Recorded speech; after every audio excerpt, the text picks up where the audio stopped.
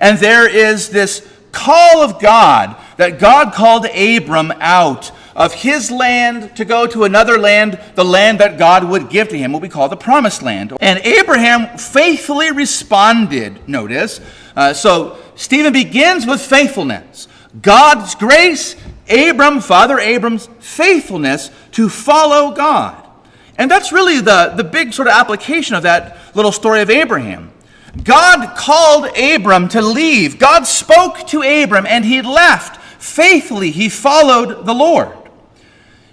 And he's telling those ancient Jewish council members, and also it speaks to us, that we as the followers of the Lord, that we are called to follow the Lord wherever he calls us. We are called to follow whatever God says to us, and we have those words in his word, recorded for us in the Old and New Testaments.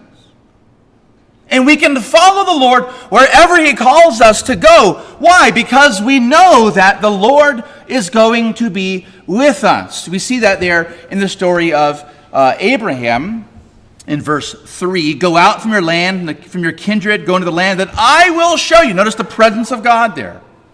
God promised. Abraham had not even a little square foot of property, but yet God had promised to Father Abraham. We can follow the Lord wherever he calls us because we know that he's with us as his people. We hear his voice. We respond no matter the opposition.